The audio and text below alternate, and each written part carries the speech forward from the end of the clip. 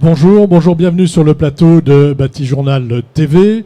Nous sommes sur le salon Équipe B 2016, en partenariat avec le magazine 5 Façades, et nous allons parler menuiserie et ventilation et nous interroger sur les bonnes pratiques dans ce domaine. Avec moi, Marie-Ange Sanchez, bonjour. Bonjour. Vous êtes de l'AQC ? Tout à fait, l'Agence de construction est une association qui travaille pour la prévention des désordres dans les bâtiments et l'amélioration de la qualité dans la construction. Et vos fonctions au sein de l'AQC ? Je suis ingénieur suivi des innovations et référente technique sur les aspects sanitaires du bâtiment et notamment la ventilation. Merci. Christian Cardonnel, bonjour. Bonjour, Christian Cardonnel. Je préside Cardonnel Ingénierie, qui est un bureau d'études qui est spécialisé dans le confort durable du bâtiment. Voilà, et donc vous vous intéressez forcément à l'aspect ventilation. Bien sûr. Et en face de vous, monsieur Cédric Guillard, bonjour. Vous êtes prescripteur national résidentiel pour Renson. Tout à fait. La société Renson est une société belge qui conçoit des systèmes de ventilation et de protection solaire pour les châssis et le bâti. Voilà, donc directement intéressé par cette problématique de la ventilation. Alors je vais me tourner vers vous, Marie-Ange Sanchez. Il y a un réel problème entre la menuiserie et la ventilation. C'est quoi le problème, s'il y en a ? On constate qu'il y a de nombreuses interactions en fait, entre ces deux lots techniques et ces interactions sont au croisement des différents enjeux, notamment assurer un bon renouvellement de l'air dans le bâtiment, aussi de garantir le confort de l'occupant et aussi préserver le bâti. Et la menuiserie joue quel rôle là-dedans ? La menuiserie joue plusieurs rôles, notamment on peut aérer avec, donc faire une ventilation naturelle, évacuer les polluants de manière ponctuelle, mais il y a aussi des entrées d'air qui sont installées dans le système simple flux dans ces menuiseries ou dans les coffres des volets roulants, et donc cela amène de l'air neuf à l'intérieur du bâtiment. On va dire que l'air neuf passe par la menuiserie aujourd'hui, il ne passe pas par les trous dans ma paroi. Normalement, oui. En fait, l'entrée d'air neuf est là pour faire rentrer tout l'air neuf nécessaire à l'hygiène du bâtiment et à la ventilation du bâtiment. Globalement, aujourd'hui, c'est seulement peut-être la moitié de cet air qui passe par les entrées d'air neuf et par les fenêtres, et les autres, en fait, rentrent par la perméabilité du bâtiment. On arrive maintenant à faire des bâtiments très étanches, et ce bâtiment très étanche va nous permettre vraiment d'améliorer le circuit de l'air. Et il va falloir qu'on ait un débit d'air qui rentre par les ouvertures et par les baies vitrées et par les modules, et puis ensuite qui sera extrait d'une façon performante dans le bâtiment. Il ne faut pas oublier qu'un tiers des déperditions du bâtiment sont dues à la baie vitrée, un tiers sont dus en fait à la ventilation et l'autre tiers c'est les parois opaques. Et donc si on associe correctement la ventilation et les baies vitrées, on aura quelque chose de très performant. Il y a plus de 1 million de mètres cubes d'air par an qui rentrent dans l'habitat et qui ressort dans une maison de 100 mètres carrés. D'accord, donc quelque chose d'énorme. Concernant ces entrées d'air, comment doivent-elles être ? Est-ce qu'elles doivent être, on parle d'hygro-réglables, d'auto-réglables ? Comment ça se passe du côté de chez Renson ? Et vous, je crois que vous militez davantage pour quelque chose d'auto-réglable. Oui, tout à fait. L'autoréglable est vraiment développé dans le nord de l'Europe. On a une réglementation en France qui privilégie l'hygro-réglable. L'autoréglable va vous permettre d'avoir des débits d'air conformes et d'avoir aussi, n'hésitons pas à faire entrer un peu d'humidité dans le bâti et de pouvoir mieux faire rentrer l'air et pour mieux l'extraire après. Hein, c'est ce qui est très important. Ouais.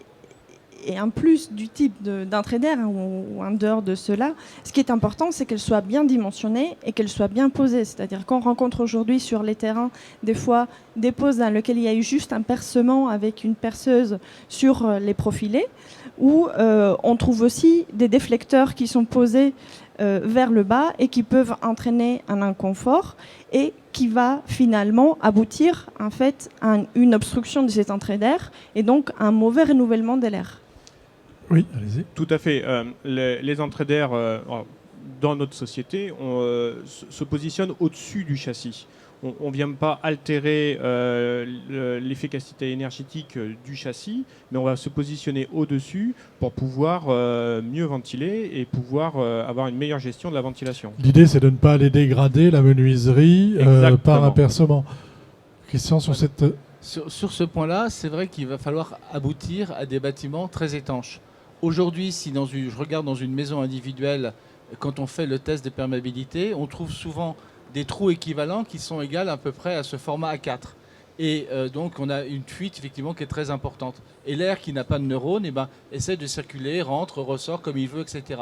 Et quand j'ai un bâtiment très étanche, j'arrive à un trou équivalent qui est plutôt de la taille effectivement de cette carte de visite. Donc, quand même beaucoup plus faible. Et les entrées d'air neufs que l'on met généralement de la menuiserie sont à peu près équivalentes à cette section. Donc on va arriver à faire vraiment un vrai débit, une vraie circulation d'air si on a un bâtiment étanche. Et bien sûr, quand j'ouvre ma fenêtre pour faire de la ventilation naturelle en été, en fonction de la température extérieure, de la température intérieure, des vitesses de vent et du vent dominant, j'ai des débits qui sont beaucoup plus importants.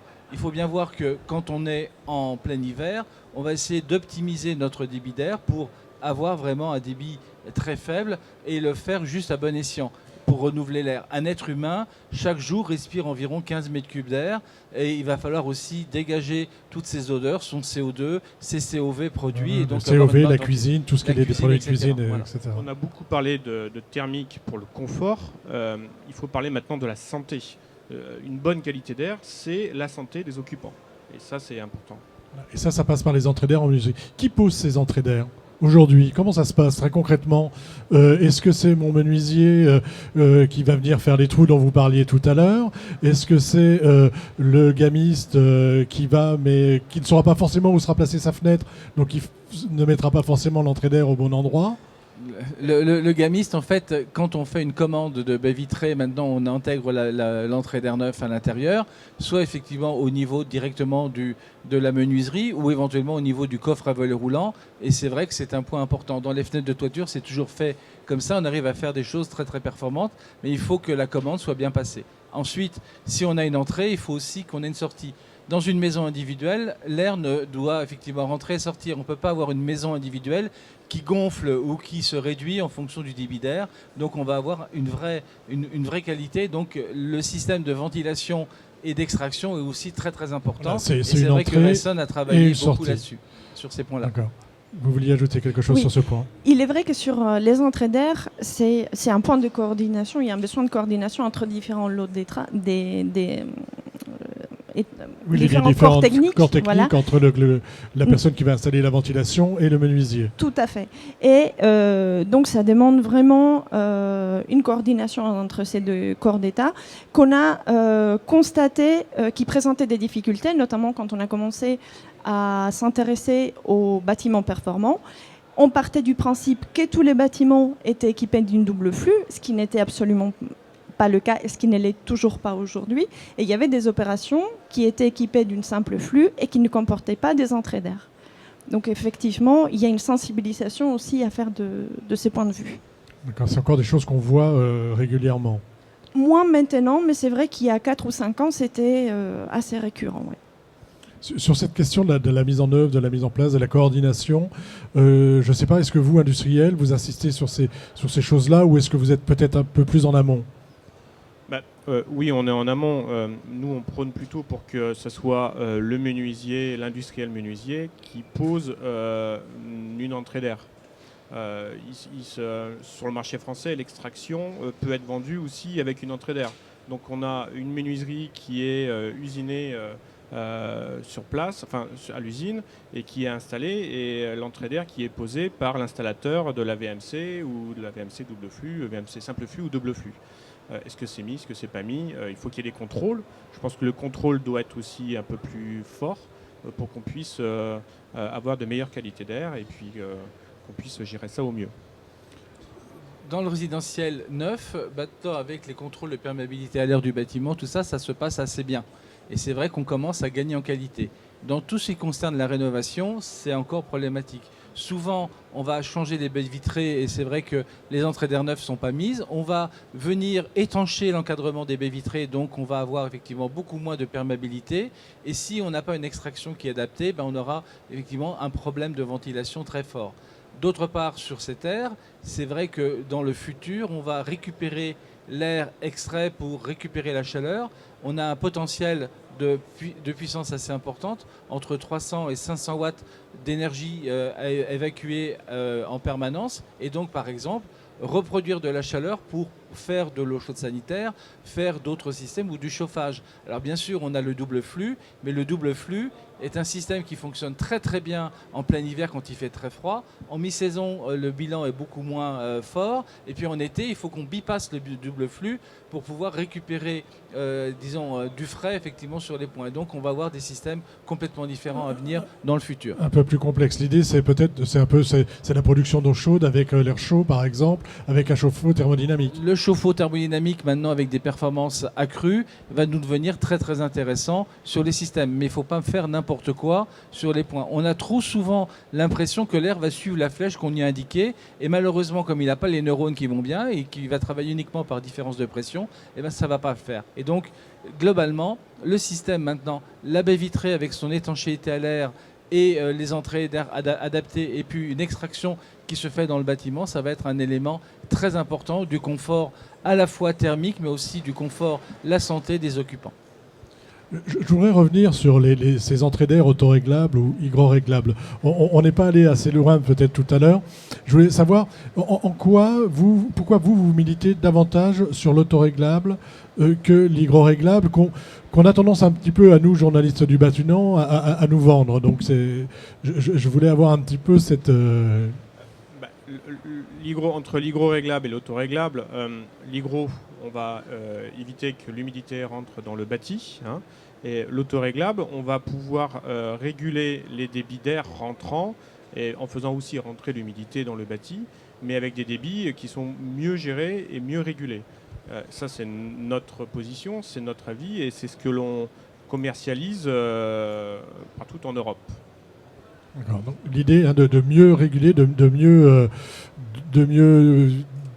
domestiquer ce flux d'air. C'est ça, hein? C'est vrai. Et globalement, c'est vrai que nous, en tant que bureau d'études, on a imaginé par exemple des solutions qu'on appelle l'hygroconfort et qui nous permettent de moduler. Et c'est vrai que maintenant, les nouveaux capteurs vont nous permettre d'avoir la mesure du CO2, la mesure de l'humidité dans les logements et de vraiment moduler le débit d'air en fonction des vrais besoins de l'habitat. Et ça, c'est vraiment un point très fort qui va se faire dans les années qui viennent et qui vont nous permettre d'ajouter de l'électronique. On va avoir l'information sur nos téléphones, smartphones, etc., qui va nous donner des vraies informations et des alertes aussi quand on aura une mauvaise qualité d'air à l'intérieur ou à l'extérieur du bâtiment. Voilà, donc je pourrais actionner l'entrée d'air. Vous pourrez actionner l'entrée d'air. Vous pourrez aussi avoir des affichages de qualité d'air dans votre bâti. Vous allez pouvoir limiter les débits, augmenter les débits, ventiler dans vos chambres, dans les taux de CO2. Le taux de COV dans les toilettes, et puis, comme disait M. Cardonnel, on va pouvoir récupérer cette chaleur, créer de l'eau chaude sanitaire, créer du chauffage. Les technologies sont là, les industriels que nous sommes travaillons dessus depuis de nombreuses années, et on va vous présenter des produits d'ici très peu de temps sur le marché. Qui permettront de... C'est quand même magique. Au niveau de la baie vitrée, on va avoir des déperditions, mais on va avoir des apports de solaire et de lumière qui vont nous permettre d'avoir un bilan intéressant. Des fois, quand on aura trop chaud dans les pièces, on va pouvoir ventiler un peu plus, récupérer la chaleur sur l'air extrait, et cet air extrait va nous permettre de faire l'eau chaude sanitaire. Et on va récupérer des énergies fatales. Avec la loi de la transition énergétique, toutes les énergies fatales maintenant sont considérées comme des énergies renouvelables. C'est ce qu'on appelle les énergies de récupération, c'est ça ? Les énergies de récupération. Donc ça, c'est quand même un point important qu'on a fait passer au niveau du syndicat des énergies renouvelables. Donc c'est vraiment des points. Et on va avoir comme ça un bâtiment qui va tendre vers l'énergie zéro. Et globalement, l'association de la baie vitrée avec la ventilation performante va nous permettre d'avoir des choses très intéressantes et un bilan très positif. Je rejoins tout à fait M. Cardonnel. Le confort de l'utilisateur final, de l'habitant, va passer par une collaboration de tous les industriels et de la baie vitrée, de la ventilation. Et de tous les équipements techniques qui vont permettre, qui vont aller chercher on n'y arrivera pas. Et je pense que les sociétés comme la nôtre, c'est notre leitmotiv, c'est s'associer avec des industriels forts pour pouvoir présenter de plus en plus de confort aux clients. Alors, je reviens vers vous avec l'AQC, avant même de parler de... Parce que là, on est sur la haute technologie, on est parti un peu sur l'objet connecté, des choses comme ça, mais on va peut-être revenir à ce qui est aujourd'hui quand même plus la règle, cette difficulté qu'il y a quand même au niveau de la mise en œuvre et de cette mise en adéquation de la ventilation et de l'air qui rentre par la baie. Quels sont les dégâts, vous, que vous constatez quand les choses ne sont pas bien faites ? Et quels sont, en 2-3 mots, comment peut-on y remédier, en fait ? Est-ce qu'il y a des pratiques très simples qui permettent d'empêcher ces problématiques ? Très bien. Il est vrai qu'on constate divers dysfonctionnements, des nombreux dysfonctionnements, notamment au niveau des entrées d'air. Ça va être, comme j'ai évoqué tout à l'heure, des entrées d'air qui n'ont pas été, dont la section des mortaises en fait est inférieure, qui n'ont pas été réalisées dans la règle de l'art. Donc la première bonne pratique en face, ce serait de respecter ces règles de l'art et les dimensions qui sont déterminées par les différents référentiels techniques. On rencontre aussi des problèmes d'emplacement, c'est-à-dire que des fois, on peut trouver des entrées d'air dans des pièces qui ne devraient pas avoir, notamment des pièces humides, et on trouve des entrées d'air et on ne trouve pas des entrées d'air dans les pièces sèches, dans les pièces des vitres. Parce qu'on rappelle, les entrées d'air, c'est les pièces à vivre, les sorties, c'est les pièces techniques. Tout à fait. On va rencontrer aussi des problèmes et des défauts d'étanchéité à l'air autour des fenêtres, donc l'absence du plan de continuité d'étanchéité à l'air et notamment l'absence des retours sur les tableaux de la membrane d'étanchéité. Donc cela va entraîner une moins bonne maîtrise de ces flux d'air et donc ça va entrer en interaction avec le fonctionnement de la ventilation. On va rencontrer aussi des problèmes d'inconfort vis-à-vis des usagers, donc qui vont sentir soit des courants d'air, soit des nuisances acoustiques et qui vont boucher par exemple les entrées d'air. Et à ce moment-là, voilà. Une sorte de mise en dépression. J'ai le souvenir d'avoir habité un appartement où ça sifflait, on était en dépression et c'était terrible. Donc là, on est soit face à un problème de dimensionnement, soit face à un problème de réglage, mais aussi un problème par exemple d'emplacement. Et un problème aussi de sensibilisation vis-à-vis de l'usager qui doit comprendre que la ventilation est quelque chose qui doit être général et continu et que si on obstrue ces entrées d'air, on empêche l'air neuf, l'air propre, en quelque sorte, de rentrer. Et donc, on va aboutir à une concentration de polluants à l'intérieur du bâtiment. Et on rencontre, notamment en rénovation, lorsqu'on remplace les fenêtres et quand on est en rénovation thermique performante, beaucoup de problèmes de développement fongique sur les parois du fait que soit les entrées d'air sont absentes, soit il n'y a pas de système de ventilation, ou alors le système de ventilation existant n'est plus adapté. Alors, on arrive au terme, donc ce sera une petite conclusion, mais on a encore un peu de temps, donc allons-y sur ces questions. Il faut bien voir, par exemple, que dans une simple chambre, sans ventilation, 2 personnes qui dorment dans la chambre, c'est 150 grammes de vapeur d'eau qui est dégagée à l'heure, c'est environ aussi 80 grammes de CO2 dégagés, et ça nous conduit effectivement à une augmentation très très rapide du taux d'humidité et du taux de CO2. À partir de 1000 ppm de CO2, on a quand même du mal effectivement à comprendre et à échanger fortement. Donc il va falloir qu'on essaye d'obtenir une vraie ventilation et une qualité d'air. Pour l'instant, on n'a pas d'appareil qui mesure effectivement cette qualité d'air. Il va y avoir bientôt des capteurs qui sont de plus en plus économiques qui vont nous permettre de mesurer ça et donc de moduler les entrées, les sorties en fonction de ça et d'avoir une vraie qualité de vie effectivement dans l'habitat. Ça, c'est un point. C'est important que dans toutes les chambres de la maison, on ait une entrée d'air frais. Enfin, d'air neuf. C'est essentiel d'avoir une entrée d'air neuf. C'est vrai que la réglementation thermique RT 2012 nous demande une ventilation double flux, mais elle n'est jamais mise en place dans la référence BBio. Et il faut qu'on ait une vraie qualité d'air, un balayage fort et qu'on module en fonction du temps. Oui, je préfère juste ponctualiser parce qu'en effet, on parle des systèmes simple flux. Entrée d'air, système simple flux. Dans le cas d'un système double flux, on va plutôt parler d'une entrée dans une insufflation, une bouche d'insufflation.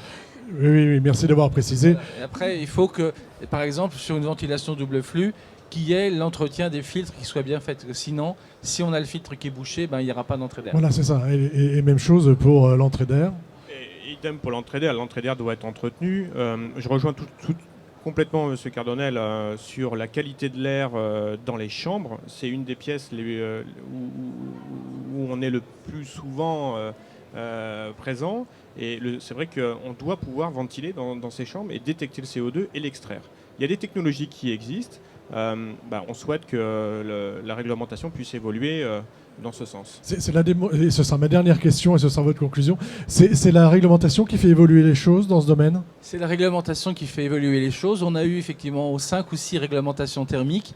Depuis le 24 mars 82, il n'y a pas de nouvelle réglementation ventilation en France. Donc il va falloir qu'on fasse évoluer les choses, surtout dans le bâtiment résidentiel, où on est très en retard par rapport à d'autres pays, l'Europe. Et je suis très heureux d'avoir Relson effectivement à cette table, parce qu'ils ont fait évoluer les choses au niveau de l'Europe. Voilà. Merci. Une petite conclusion ? Non, merci, tout simplement. C'est à moi de vous remercier. Merci à vous d'être venu participer donc à cette petite table ronde du plateau Batijournal TV où nous parlions menuiserie et ventilation. Merci beaucoup. Merci.